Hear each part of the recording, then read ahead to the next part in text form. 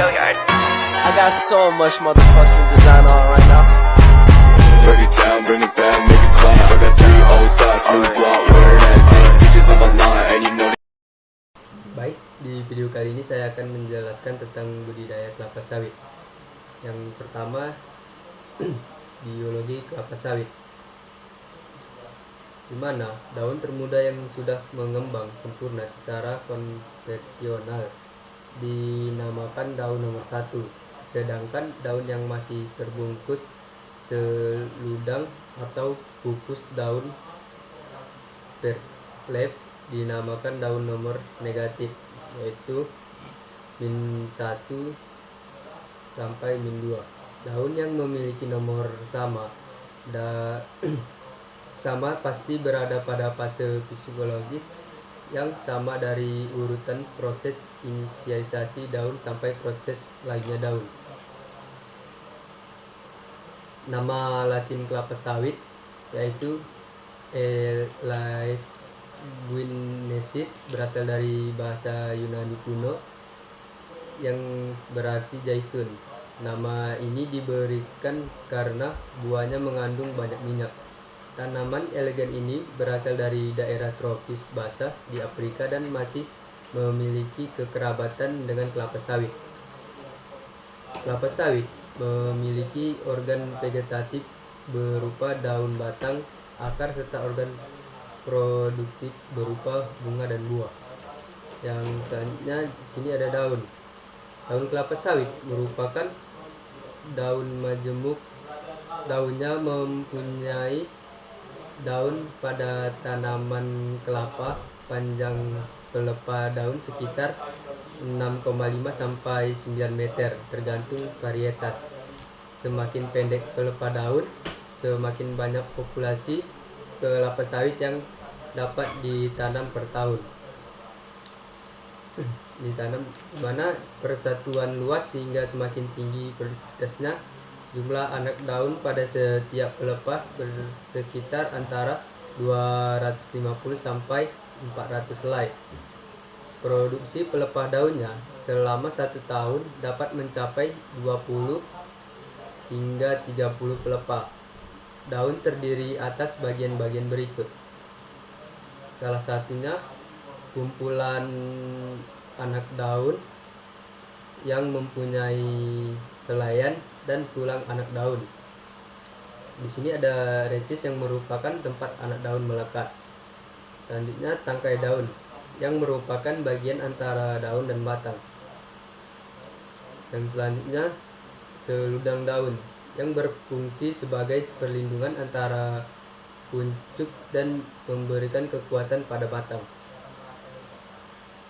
Daun kelapa sawit dihasilkan dalam urut-urutan yang teratur menurut deret Fabrionat 1, 2, 3, 5, 8, dan 13 yang merupakan hasil penjumlahan dari 2 angka sebelumnya,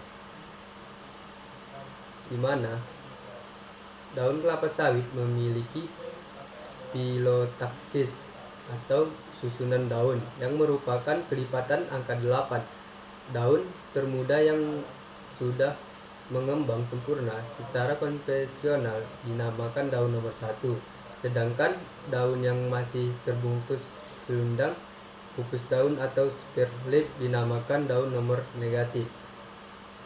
Daun yang memiliki nomor yang sama pasti berada pada fase fisiologis yang sama dari urutan proses inisiasi daun sampai proses lainnya daun. Dan ini ada batang, di mana batang kelapa sawit berbentuk silinder dengan diameter sekitar 20 sampai 75 cm.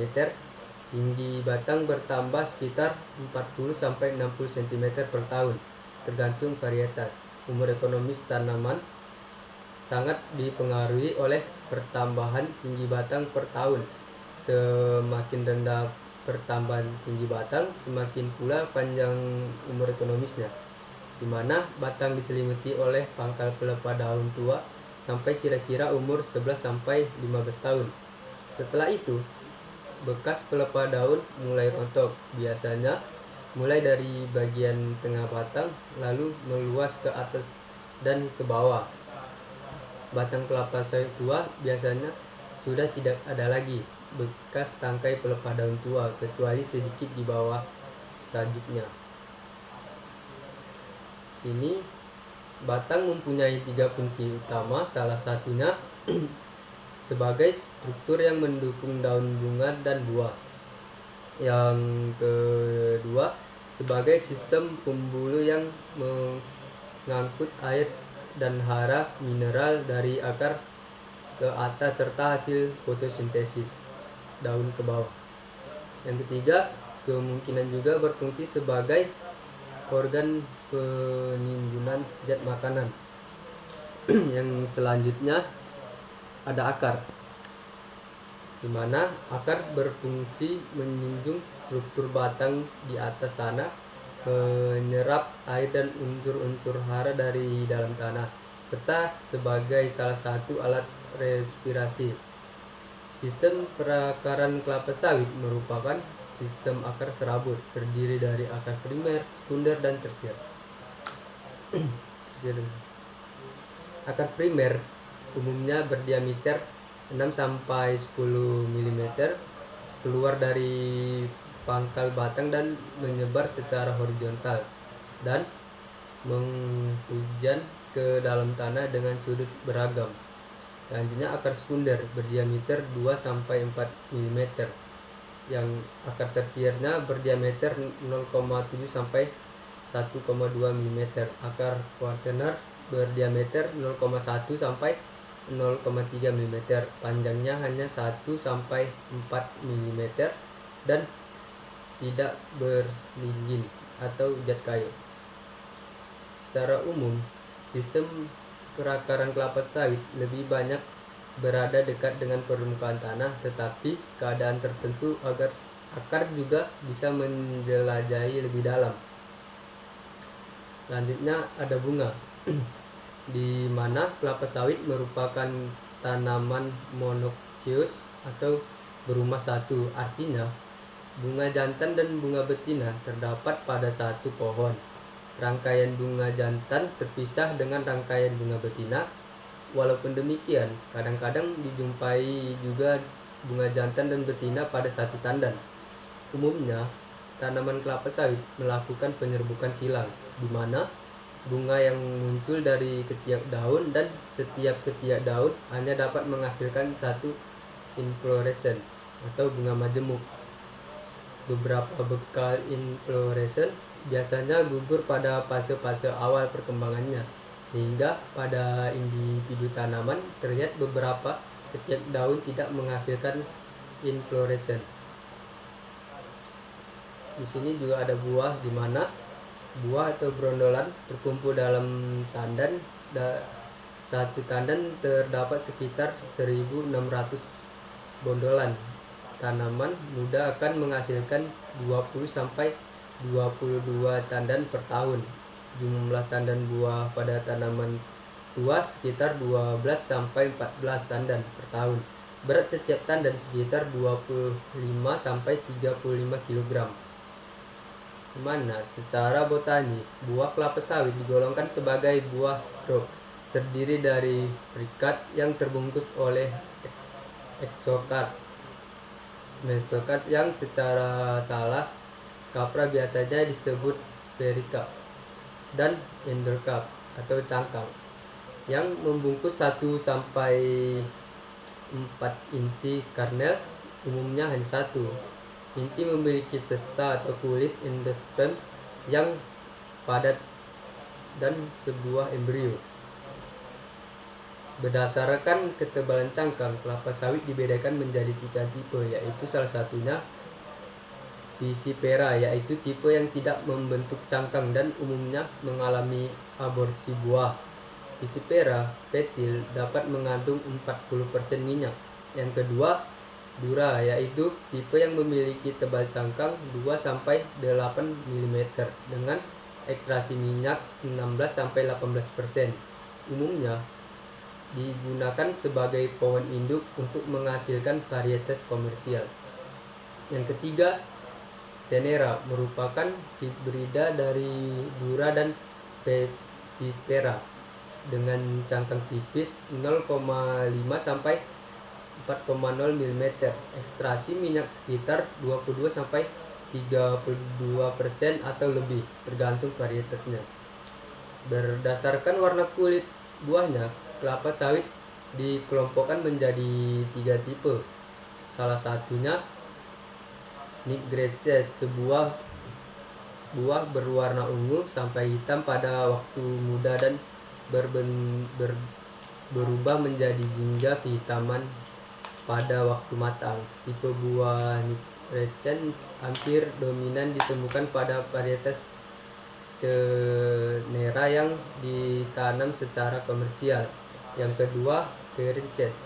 Pada waktu muda, buah berwarna hijau dan ketika matang warnanya berubah menjadi jingga kemerahan, tetapi ujungnya tetap kehijau-hijauan. Yang ketiga ada Albincens. Pada waktu muda berwarna keputih-putihan, sedangkan setelah matang berubah menjadi kekuning-kuningan dan ujungnya berwarna ungu kehitaman.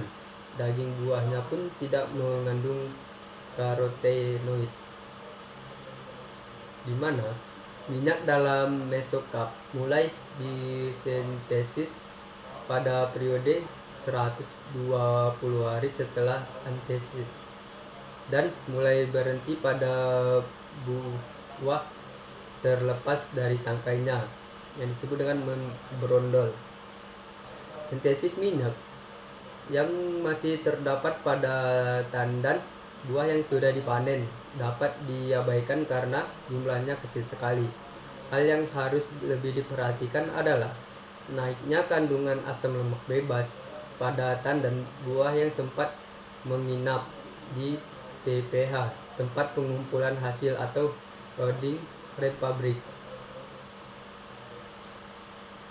yang rata-rata mulai berondolnya buah secara normal terjadi pada 150 sampai 155 hari.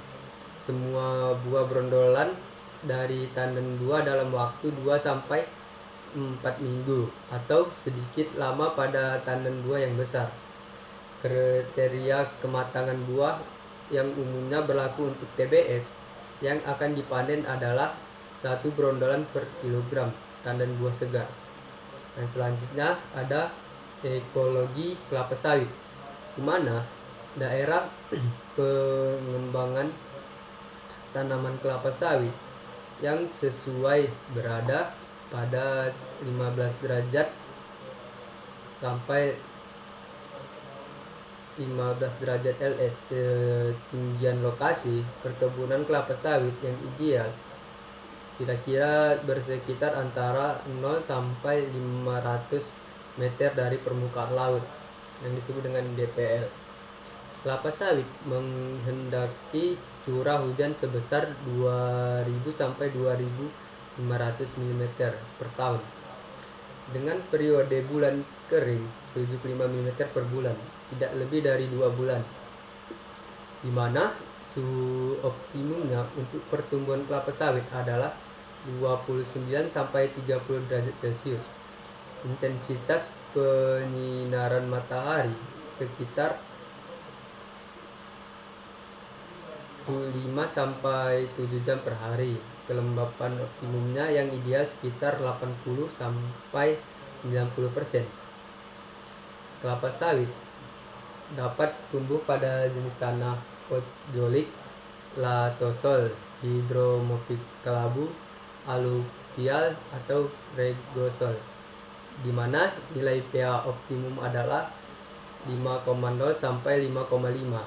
Kelapa sawit menghendaki tanah yang gembur, subur, datar, berdrainase baik dan memiliki lapisan solum yang dalam tanpa lapisan pedas. Kondisi topografi tanaman kelapa sawit sebaiknya tidak lebih dari kelerengan 25%, artinya perbedaan ketinggian antara dua titik yang berjarak 100 meter tidak lebih dari 25 meter. Yang selanjutnya juga ada tahapan pertumbuhan yang disebut dengan penologi kelapa sawit, di mana tahapan pertumbuhan dan perkembangan banyak tanaman budidaya telah dideskripsikan oleh sekelompok ilmuwan menurut prinsip skala BBCH atau yang disebut dengan Biologisches Bundesanstalt Bundesortenat dan Kritis Industri yang diperluas sejak 25 tahun yang lalu.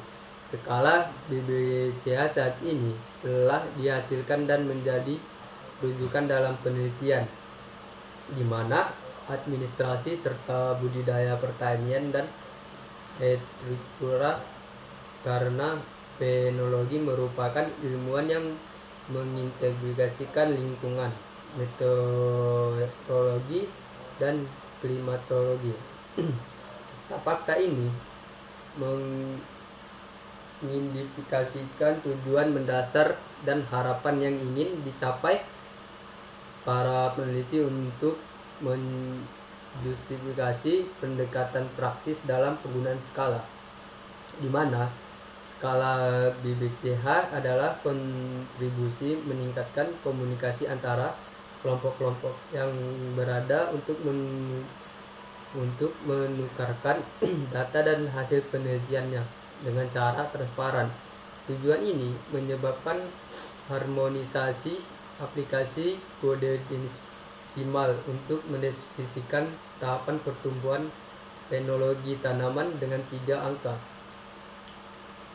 yaitu X1, X2, dan X3. Digit pertama X1 merupakan tahapan pertumbuhan utama.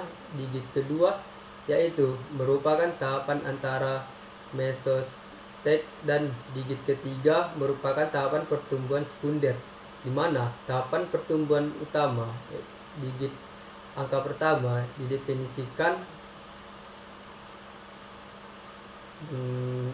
yang pertama itu mulai dari perkembangan tunas, yang kedua perkembangan daun, yang ketiga pembentukan tunas-tunas samping atau anakan, yang keempat pemanjangan cabang atau pertumbuhan roset atau perkembangan tunas, yang kelima perkembangan bagian vegetatif tanaman yang dapat dipanen atau organ perbanyakan vegetatif, yang keenam ada kemunculan tunas, yang ketujuh pembuangan tunas utama, yang kedelapan perkembangan buah, yang kesembilan pematangan buah dan biji, dan yang ke-10 pelayuan daun atau mulainya dormansi, di mana prinsip-prinsip dalam skala BBCH adalah skala umum membentuk kerangka kerja skala individual yang akan dikembangkan. Skala ini juga dapat digunakan untuk spesies tumbuhan yang saat ini belum memiliki skala khusus, seperti tahapan penologi yang sama pada setiap spesies tumbuhan diberikan kode yang sama. Untuk setiap kode BBCH diberikan deskripsi, dan setiap tahapan penting dilampirkan gambar ilusi atau foto, dan digunakan karakteristik morfologi eksternal yang mudah dikenali. Selanjutnya, kecuali dinyatakan secara khusus adanya perkembangan cabang utama yang diperhitungkan dalam pertimbangan. Selanjutnya, tahapan-tahapan pertumbuhan merujuk pada individu tumbuhan yang ada dalam satu hamparan. Karakteristiknya, hamparan bertumbuhan dapat dipertimbangkan jika diperlukan. Selanjutnya, nilai-nilai alternatif ukuran penting yang spesifikasi spesies dan varietas digunakan untuk indikasi ukuran. Selanjutnya ada tahapan pertumbuhan sekunder, di mana 0 sampai 9 sesuai dengan bilangan ordinal atau nilai persentase. Misalnya, tahap ketiga dapat mewakili daun ketiga, anakan ketiga, buku ketiga, atau 30% dari panjang keseluruhan, dan juga ukuran tipikal spesies atau 30% bunga mekar. Yang selanjutnya pasca panen atau perlakuan penyimpanan diberi kode 99. Misalnya lagi ada perlakuan benih sebelum penanaman diberi kode 00. Interval perubahan dari tahapan fenologi ditentukan dengan hari dan derajat yang didapat dari formula, yaitu DH sama dengan T min dikurang T dasar ditambah T max dikurang T min dibagi 2 dan dikali dengan E, di mana DH adalah derajat hari dan sedangkan T min temperatur minimum, T dasar temperatur dasar, T max temperatur maksimum, dan N adalah jumlah durasi hari setiap fase fenologi. Persamaan ini hanya dapat digunakan jika T dasar kurang dari T min. Nilai T dasar adalah temperatur di mana bibit kelapa sawit berhenti pertumbuhannya pada kondisi lingkungan terkendali. Nilai T dasar berdasarkan penelitian Harry pada tahun 1955 adalah 15 derajat Celcius. Penggunaan kode BBCH sebagai referensi dalam penyajian data terkait tahapan fenologi kelapa sawit akan meningkatkan komunikasi hasil penelitian secara jelas dan transparan, di mana Hydrexida interpretasi O dikali G membutuhkan 6408,9 DH dari mekarnya daun tombak sampai TBS matang dan panen. Dari mekarnya daun tombak notasinya sekitar 159 sampai penyerbukan antesis notasi. Selanjutnya yang ada pembibitan, di mana secara visual kecambah yang unggul tidak menunjukkan tanda-tanda yang khusus. Kecambah yang unggul secara genetik hanya dapat dijamin kualitasnya dengan sertifikat dan produsen benih tersebut. Di samping jenis tanah, kualitas bibit merupakan faktor utama yang paling menentukan tingkat produksi, rehabilitasi, faktor dan jenis kualitas tanaman. Setelah beberapa tahun tumbuh di lapangan tidak dapat dilakukan dengan demikian.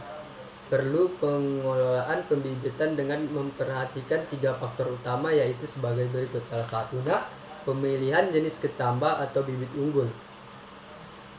Selanjutnya pemeliharaan bibit selama di pembibitan dan seleksi bibit, di mana pemilihan jenis-jenis kecambah, kualitas kecambah merupakan faktor utama yang menentukan tinggi rendahnya suatu produksi, di mana pemilihan kecambah berkualitas penting dilakukan guna memastikan tingginya produksi. Ya, yang pertama ada tujuan, yang itu mendapatkan kecambah unggul sehingga setelah ditanam dapat memberikan hasil atau produksi yang tinggi. Yang kedua ada standar, di mana secara visual kecambah yang unggul tidak menunjukkan tanda-tanda abnormal. Secara genetik juga kecambah unggul kualitasnya terjamin dengan adanya sertifikat. Memilih kecambah unggul dapat dilakukan dengan cara mendatangkan kecambah berlegitimasi dari produsen benih yang bersifat legitim, yaitu Pusat Penelitian Kelapa Sawit Medan, di mana PT Sopindo Medan dan PT MP London Sumatera Indonesia Tbk Medan dan PT Bina Sawit Makmur Palembang, dan juga PT Tunggal Yunus Estate Pekanbaru, PT Demima Sejahtera Pekanbaru, dan PT Tania Selatan Palembang. Yang ketiga, ada cara di mana sebanyak 26 varietas di antaranya dihasilkan oleh produsen benih swasta telah dilepas sebagai varietas unggul yang dapat dipasarkan untuk memenuhi kebutuhan konsumen di seluruh wilayah Indonesia, di mana potensi produksi produsen benih kelapa sawit domestik Indonesia tahun 2008 adalah 151 juta butir kecambah. Sedangkan kebutuhan pasar diperkirakan mencapai 230 juta butir, sehingga pemerintah pada tahun ini membuka keran impor benih dari luar negeri. Rantai tata niaga benih kelapa sawit di Indonesia memiliki dua pola, yaitu distribusi langsung dan tidak langsung. Pada distribusi langsung, produsen menjual kecambahnya langsung kepada konsumen akhir tanpa melalui perantara.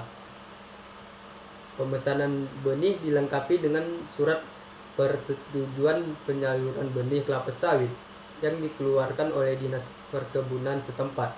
Setelah itu dilakukan produsen administrasi penjualan kecambah, pembayaran, serta penentuan jadwal tentatif pengiriman kecambah.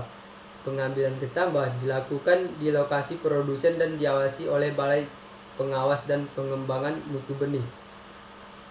Pola distribusi tidak langsung dilakukan dengan sistem waralaba, di mana produsen menyediakan benih kelapa sawit kepada penangkar benih,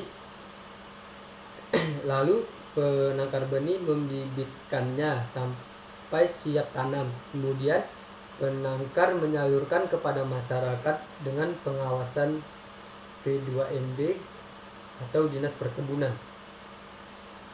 Selanjutnya ada pemeliharaan, di mana kecambah yang unggul perlu dipelihara dengan baik.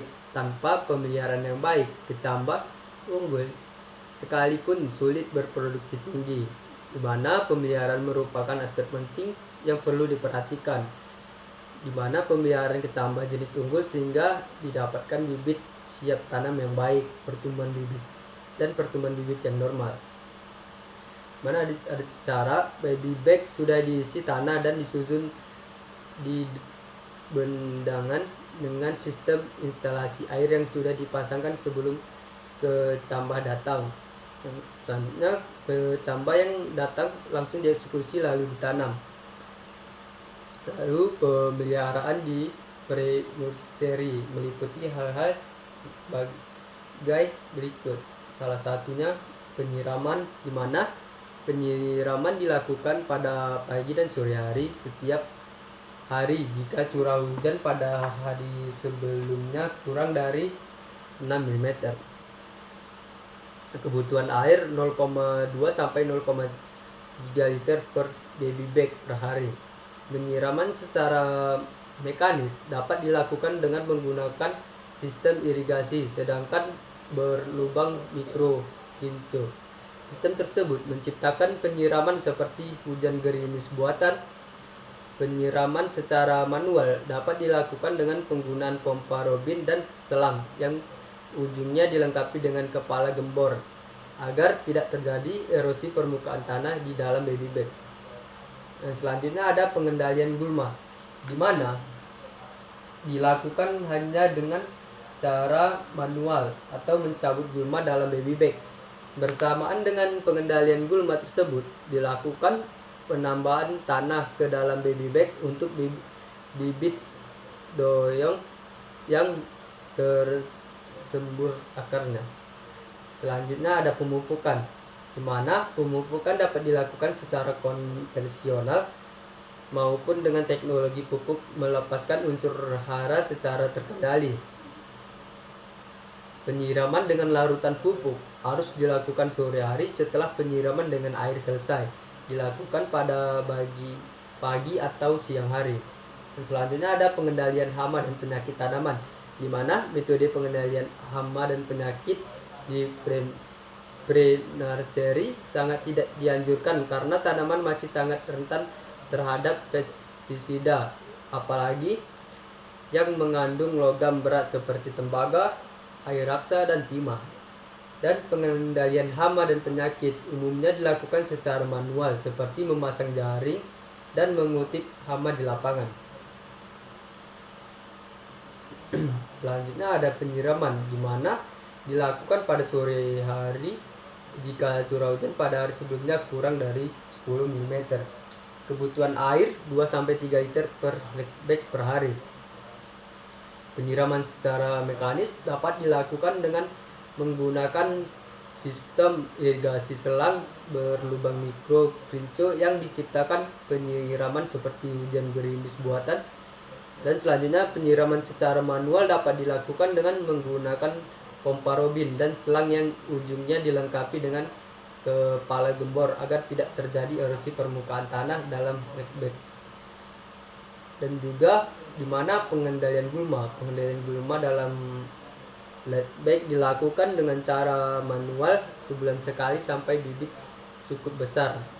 Konsolidasi bibit, mendirikan dan menegakkan bibit doyong dilakukan bersamaan dengan pengendalian gulma, di mana gulma di antara bag dapat dikendalikan secara kimia dengan herbisida glifosa amperset 480 AS dosis 2-2,5 liter per hektar.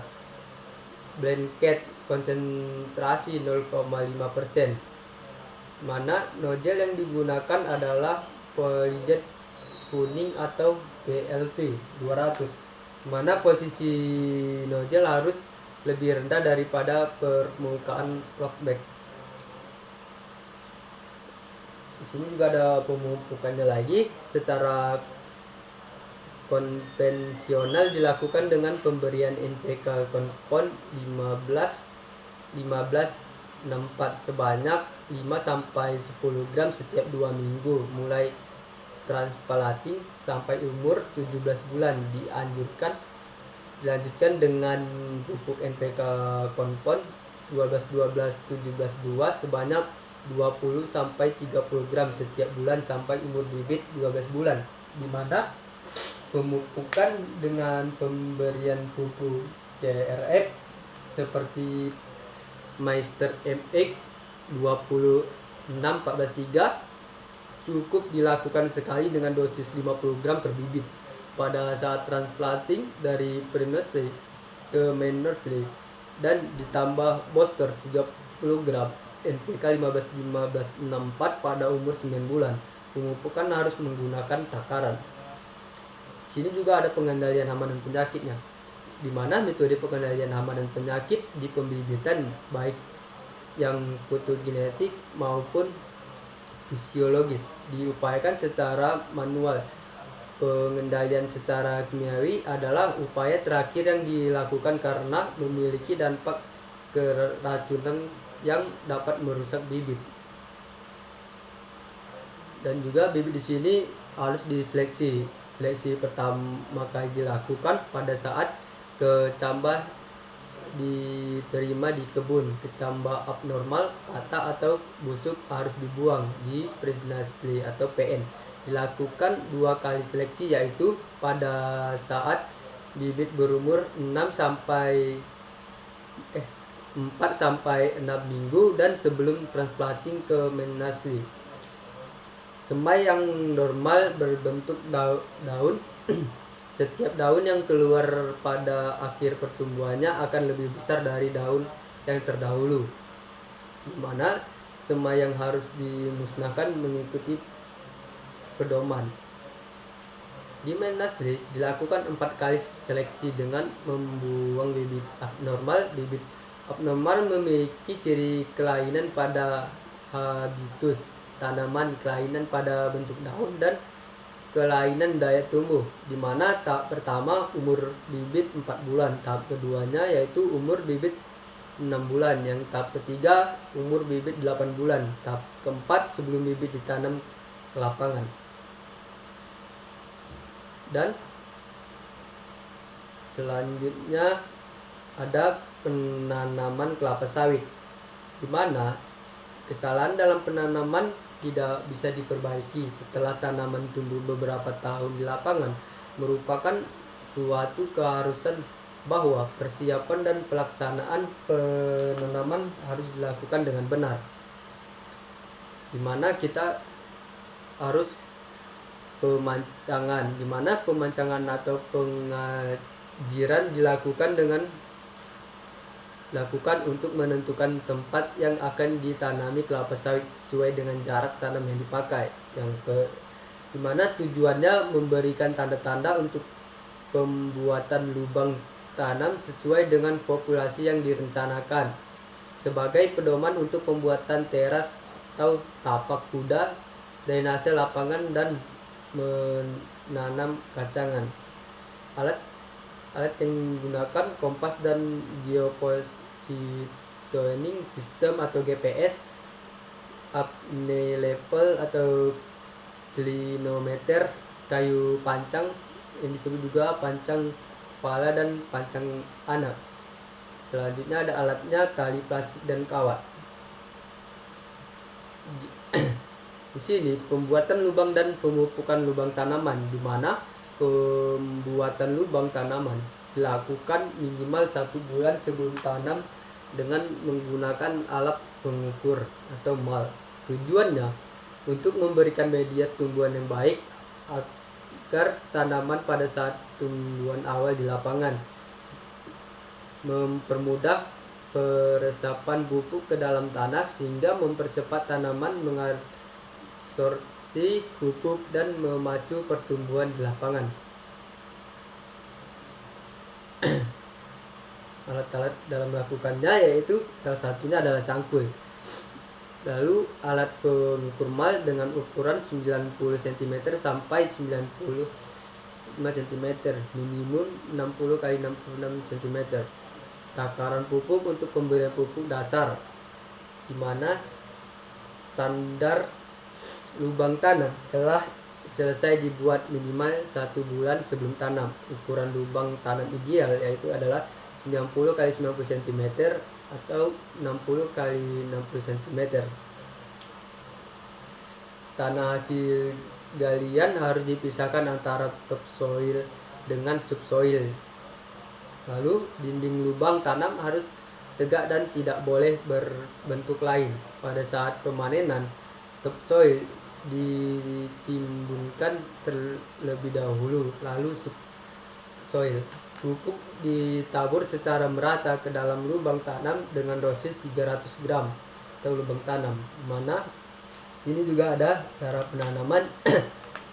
Pelepasan lekbak dari bola tanam dilakukan dengan cara menggoyahkan, lalu bibit diletakkan hati-hati ke dalam lubang yang telah diberikan pupuk dan ditimbun dengan topsoil. Permukaan atas bola tanah harus sejajar dengan permukaan tanah asli.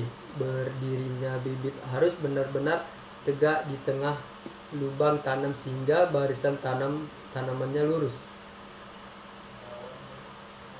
Selanjutnya ada identifikasi pokok, di mana pokok abnormal di lapangan sangat merugikan karena produksinya yang dihasilkan sangatlah rendah atau bahkan tidak dapat berproduksi sama sekali. Sedangkan perlakuan yang diberikan sama dengan pokok lainnya yang normal. Pokok abnormal di lapangan perlu dibongkar yang dilanjutkan dengan penyisipan pada kondisi yang masih memungkinkan. Dan selanjutnya ada identifikasi pokok non valur atau abnormal pada fase vegetatif, di mana gejala pokok abnormal di lapangan dapat terjadi pada bagian vegetatif dan generatif tanaman. Pada bagian vegetatif, gejalanya dapat terlihat: yang pertama, pertumbuhan pelepah daun berputar; yang kedua, bercak oranye; yang ketiga, penyakit tajuk; yang keempat, anak daun pada pelepah sempit memanjang; yang kelima, susunan anak daun sangat rapat seperti sirip ikan; yang keenam, pelepah daun tegak; yang ketujuh, anak daun keriting dan pelepah daun muda sangat pendek dibandingkan dengan pelepah normal; yang ketujuh, bertunas atau bercabang; yang kedelapan, pokoknya kerdil tidak atau kurus akibat hama atau penyakit; yang ke-9, pokoknya raksasa tetapi tidak berbuah atau jagur. Selanjutnya ada identifikasi pokok non valur atau abnormal pada fase generatif, di mana pada bagian generatif gejalanya dapat terlihat melalui buah pada tandan mengalami aborsi dan membusuk. Selanjutnya, dalam satu tandan keluar bunga jantan dan betina. Buah tersusun sangat rapat dan kecil-kecil, pokoknya steril dan tidak berubah. Dan di sini ada pemeliharaan tanaman di mana untuk dapat berproduksi tinggi, kelapa sawit membutuhkan unsur hara yang cukup, suhu dan kelembapan optimum, sinar matahari yang optimum, serta tekstur tanah yang baik. Nantinya kelapa sawit memerlukan kondisi yang optimum untuk dapat tumbuh dan berproduksi tinggi yang berkelanjutan sesuai dengan yang diharapkan. Kondisi yang diharapkan tersebut salah satunya tidak adanya sedikitnya persaingan dalam pengambilan unsur hara. Selanjutnya, suhu dan kelembapan yang optimum, penyinaran yang optimum, tekstur tanah yang baik atau cocok. Di mana di sini juga ada pengendalian gulma yang harus dilakukan dengan cara yang benar, karena kesalahan pada pengendalian gulma akan menyebabkan kerusakan lahan dan tanaman. Kerusakan lahan tersebut berupa erosi dan pemadatan tanah yang secara langsung akan menurunkan produksi, kerusakan tanaman, serta antara lain berupa pelukaan akar yang dapat merusak tanaman secara langsung serta mengganggu proses pengambilan unsur hara dan akan menyebabkan akar mudah terinfeksi cendawan atau penyakit. Untuk mendapatkan kondisi tersebut perlu dilakukan pekerjaan konservasi tanah dan pengendalian gulma, di mana pengendalian gulma meliputi pekerjaan-pekerjaan sebagai berikut: pengendalian lalang, garuk piringan, penyemprotan piringan, pasar pikul, dan tempat pengumpulan hasil atau TPH, di mana bongkar tumbuhan penggunaan BTP, babat pakisan. Sini juga dijelaskan konservasi tanah, di mana tanah merupakan media penyimpanan unsur hara yang dibutuhkan oleh tanaman. Lebih jauh, tanah dapat berfungsi sebagai media berkembangnya akar atau kondisi tanah yang subur, sangat dibutuhkan untuk menghasilkan kelapa sawit yang berproduksi tinggi, di mana tujuannya untuk mempertahankan kesuburan tanah dengan baik secara fisik ataupun kimia maupun biologi. Standarnya, sarana konservasi tanah dibuat sesuai dengan keadaan tanah, terutama topografi atau kemiringan lahan. Dan juga jenis-jenis sarana konservasi tanah, yaitu kacangan penutup tanah pada tanah rata, kacangan dan benteng teras, serta tapak kuda pada tanah yang agak miring dan miring, teras bersambung pada tanah miring dan sangat miring, tapak kuda pada tanah miring, dan penanaman pada tanah timbun. Pembuatan parit pada tanah rendah di setiap klasifikasi kemiringan tanah. Di sini juga ada alat sesuai dengan kebutuhan, baik secara manual menggunakan cangkul maupun mekanis menggunakan alat berat, bulldozer atau ekskavator. Rotasi sesuai dengan kebutuhan umumnya, pembuatan hanya dilakukan sekali dan dilanjutkan dengan pemeliharaan rutin setahun sekali. Di sini juga ada pengendalian lalang, di mana lalang merupakan salah satu kompetitor bagi tanaman kelapa sawit.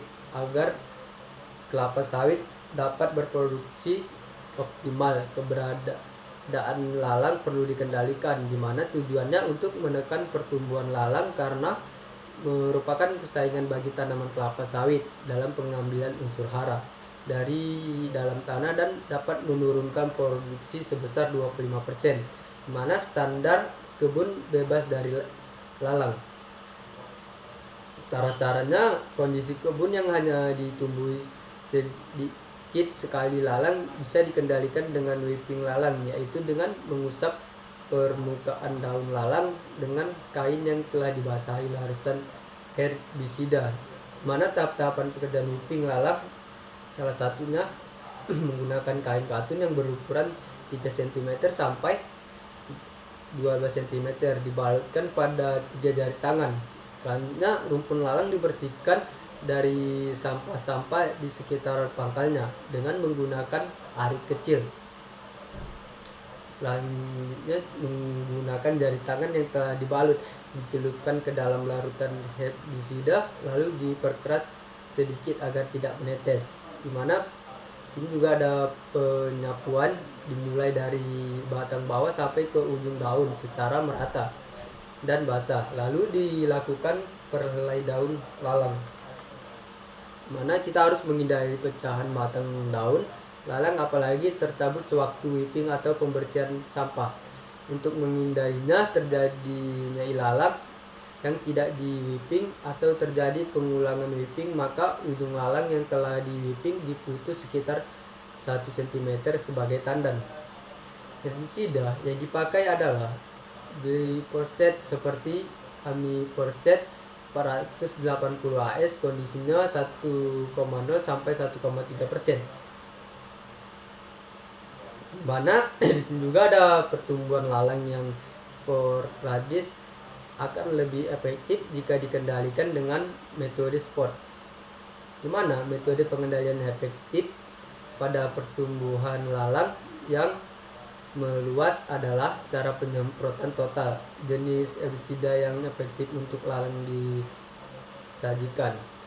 Di sini juga ada garuk piringan, di mana keberadaan gulma pada piringan kelapa sawit dapat menyulitkan pemeliharaan tanaman. Kondisi piringan yang bersih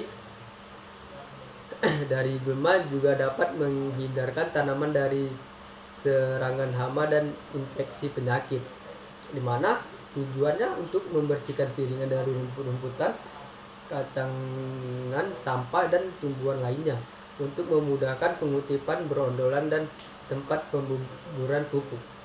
Mana standar piringan harus bersih dari jari piringan 1 meter di umur 1 sampai 2 tahun, 1,5 meter di umur 2 sampai 3 tahun. Untuk yang 2 meter pada umur 3 sampai 4 tahun. Di mana cara-cara untuk melakukan piringan digaruk bersih dengan alat garuk. Gulma yang terdapat pada pokok dicabut bersih sampai setinggi jangkauan tangan, di mana di lahan rendahan atau basah dapat dilakukan dengan cara dibabat secara tandas. Lalu garuk piringan rotasi pertama mengarah ke dalam dan rotasi kedua mengarah keluar. Demikian selanjutnya bergantian arah. Di sini juga ada penyemprotan piringan pasar pikul dan TPA, di mana salah satu upaya untuk mengurangi populasi gulma di perkebunan kelapa sawit yaitu dengan penyemprotan herbisida, di mana tujuannya untuk di piringan untuk memudahkan pengutipan berondolan dan tempat penaburan pupuk. Di pasar pikul untuk memudahkan pengeluaran hasil dari dalam kebun ke TPH dan memudahkan kontrol serta pemeliharaan. Pada TPH untuk mengurangi loss akibat berondolan tertinggal di pH, di mana standar piringan pasar pikul dan TPH bersih dari gulma. Cara-caranya semprot piringan pasar pikul dan TPH yang didominasi gulma rumput lalang dan anak kayu dapat dilakukan setelah tanaman berumur 1,5 tahun dengan menggunakan campuran herbisida, di mana dosisnya 250 sampai 375 cc atau per AHA. Rotasi penyemprotan 3 sampai 4 kali dalam setahun. Piringan yang disemprot berjari-jari 2 meter, lebar pasar pikul 1,2 meter dan luas TPA 3 meter kali 4 meter. Di mana sasaran semprotan adalah pasar tikus, piringan, dan TPH yang dihasilkan sekaligus. Cara penyemprotan dilakukan dengan berjalan di pasar tikus dan memasuki piringan di sebelah kanan atau kiri serta penggilingan pokok sesuai tandan panah, lalu keluar ke pasar tikus, demikian seterusnya hingga sampai ke jalan, dan jika ada TPH maka TPH tersebut sekalian disemprot. Sini juga ada pembongkaran tumbuhan pengganggu atau BTP, di mana tumbuhan berkayu yang tumbuh di sekitar tanaman kelapa sawit dapat menjadi pesaing dalam penyerapan air, udara, dan sinar matahari, di mana tumbuhan kayu juga merupakan gulma yang sulit diberantas dengan herbisida. Oleh karena itu, pembongkaran tumbuhan berkayu biasanya dilakukan secara manual. Tujuannya untuk mencegah tumbuhan berkayu menyaingi tanaman kelapa sawit dalam hal penyerapan air, udara, dan sinar matahari, di mana standarnya areal kebun bebas dari tumbuhan berkayu baik di piringan, pasar pikul maupun di gawangan.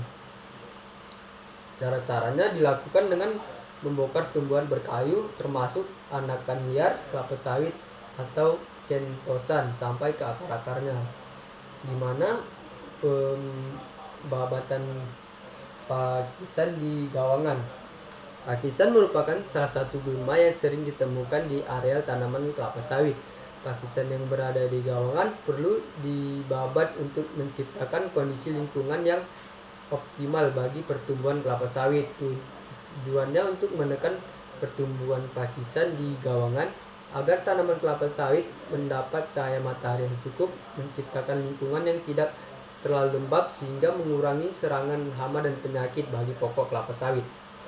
Dengan standar gawangan bersih dari pakisan yang tumbuh tinggi, yang dibolehkan tumbuh adalah pakisan pakis kawat yang tingginya hanya sampai 50 cm.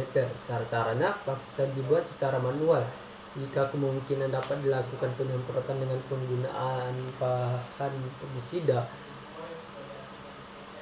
di mana di sini juga ada pemupukan, di mana tanaman kelapa sawit memerlukan unsur hara yang optimum dan seimbang untuk memberikan hasil yang maksimum dan berkelanjutan. Tanah mempunyai kemampuan yang terbatas dalam penyediaan unsur hara yang dibutuhkan kelapa sawit dalam keadaan yang seimbang. Di samping itu, aktivitas produksi kelapa sawit akan menyebabkan hilangnya unsur hara karena terbawa oleh buah yang dipanen untuk menjaga supaya unsur hara di dalam tanah tetap seimbang dan sesuai dengan kebutuhan tanaman. Perlu diadakan pemupukan. Pemupukan merupakan aktivitas produksi kelapa sawit yang membutuhkan biaya tinggi sampai 60% dari keseluruhan biaya pemeliharaan. Apabila pemupukan dilakukan dengan cara yang tidak tepat dapat mengakibatkan kerugian. Untuk itu, pemupukan harus dilakukan secara efektif dan efisien, di mana unsur hara yang dibutuhkan kelapa sawit berdasarkan jumlah yang diperlukan tanaman. Unsur hara dibedakan menjadi unsur hara yang dibutuhkan tanaman dalam jumlah yang banyak. Apabila kurang, tumbuhan tanaman dan produksi akan berkurang, di mana gejala kekurangan unsur haranya. Kelapa sawit yang mengalami defisiensi hara dapat menunjukkan gejala yang beragam. Berikut merupakan unsur hara yang diperlukan dan gejala yang ditimbulkan akibat kekurangan hara. Yang pertama adalah nitrogen, di mana daun menjadi kuning pucat dimulai dari daun termuda, daun pendek dan keras. Di mana fosfor, di mana bentuk fosfor ini daunnya memendek dan anak daun keungu-unguan. Daun rumputan di sekitar tanaman berwarna ungu memanjang dan batang tandan mengecil. Di sini juga ada kalium, di mana pada daun terdapat bercak berwarna kuning tembus cahaya. Dan juga magnesium, daunnya menguning merata pada daun yang tua, dimulai dari ujung daun sampai ke pangkalan anak daun. Gejala ini berat ditandai dengan jaringan yang mati ditemui dari pinggir daun sampai ke anak daun. Gejala tersebut hanya ditemukan pada daun yang terkena cahaya matahari. Dan selanjutnya ada boron, ujung anak daun berbentuk pancing, terdapat daun mengkeriting seperti tanda bahaya pada garduk listrik. Di sini juga ada bagian ujung daun memendek. Mana pengambilan contoh daun dilakukan untuk melihat kandungan unsur hara pada tanaman kelapa sawit secara lebih akurat, di mana panduan pemupukan akan dibuat berdasarkan kondisi kandungan hara yang terbaca saat analisa daun.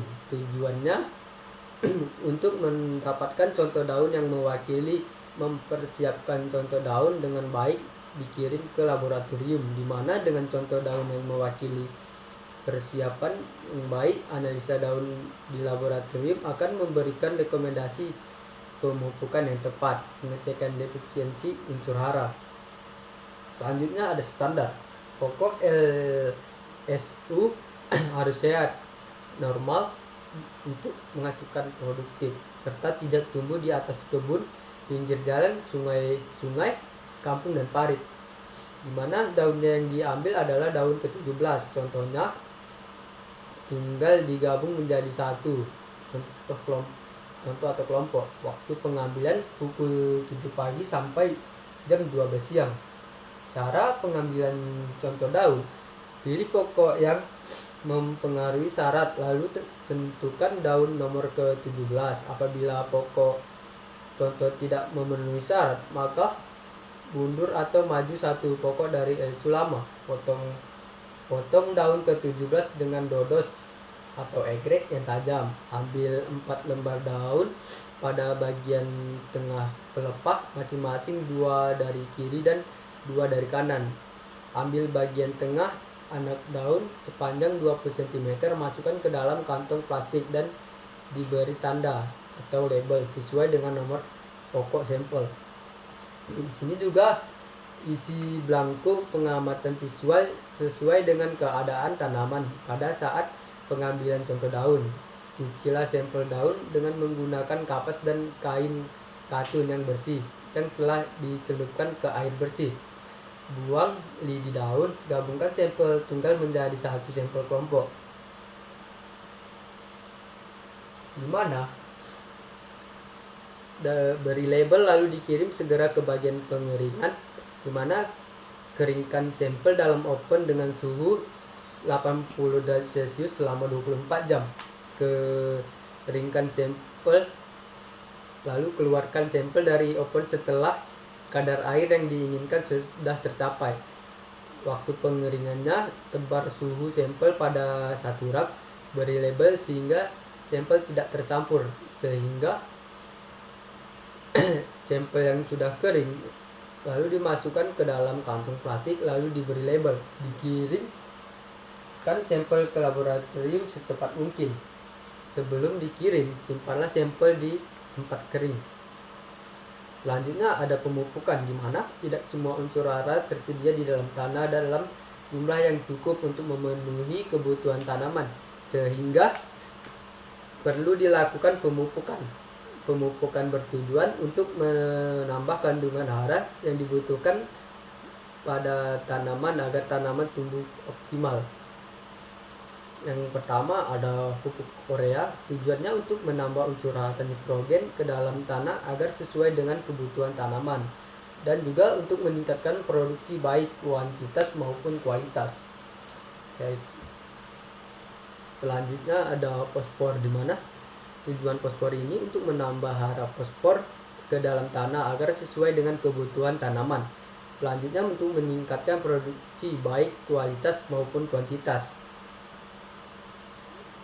Di mana selanjutnya juga ada kalium, di mana tujuan kalium ini untuk menambah unsur hara kalium ke dalam tanah agar sesuai dengan kebutuhan tanaman dan meningkatkan produksi baik kuantitas maupun kualitas.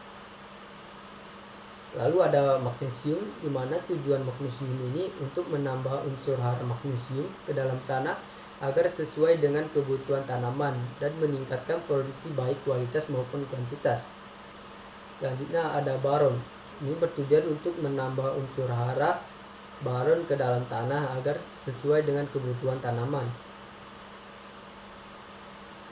Dan selanjutnya ada hama dan penyakit, di mana Hama adalah setiap jenis serangga dan hewan lainnya yang merusak tanaman, di mana di dalam pengamatan tujuannya untuk mengetahui secara dini adanya hama dan penyakit pada tanaman kelapa sawit.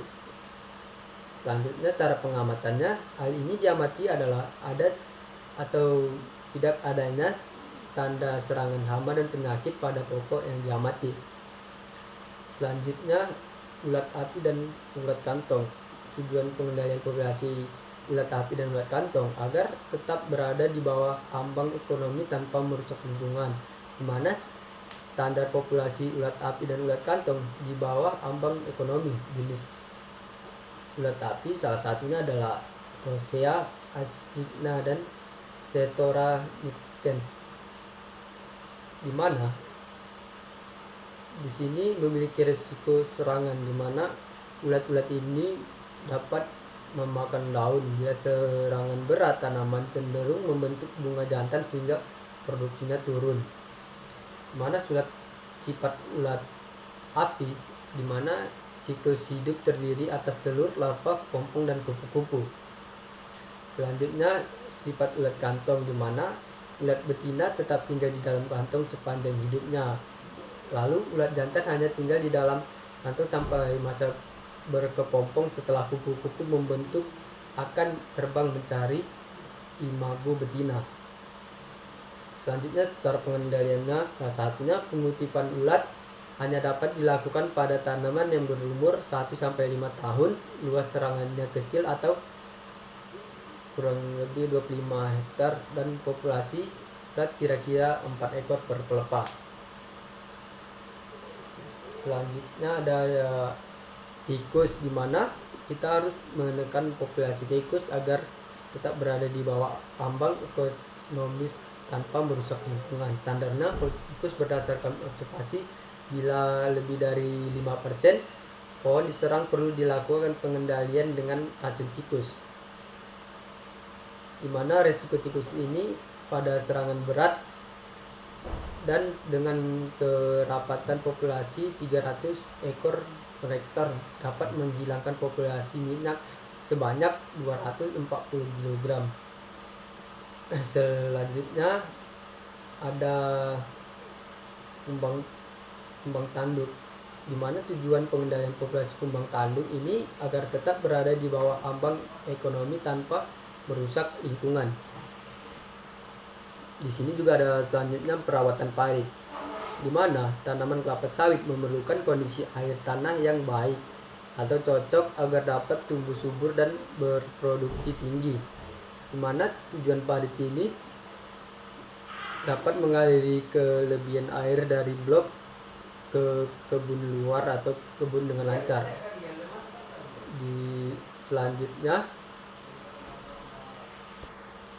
Selanjutnya ada panen atau pemotongan buah, di mana sasaran usaha perkebunan kelapa sawit adalah hasil tanam buah segar atau disebut dengan TBS yang tinggi dengan rendemen, di mana CPO dan inti yang tinggi serta asam lemak bebas yang memenuhi standar pemasaran dunia. Di mana panen pemotongan buah untuk mendapatkan TBS dengan rendemen yang tinggi perlu pelaksanaan panen yang baik dan sesuai standar matang panen, serta pelaksanaan transportasi yang baik, di mana kandungan asam lemak yang rendah akan didapatkan dengan molekul panen sesuai dengan standar matang panen, dan pengangkutan yang lancar segera setelah buah dipanen. Mungkin hanya sampai sini saja video saya. Lebih dan kurang saya mohon maaf. Wabillahi taufiq wal hidayah. Assalamualaikum warahmatullahi wabarakatuh.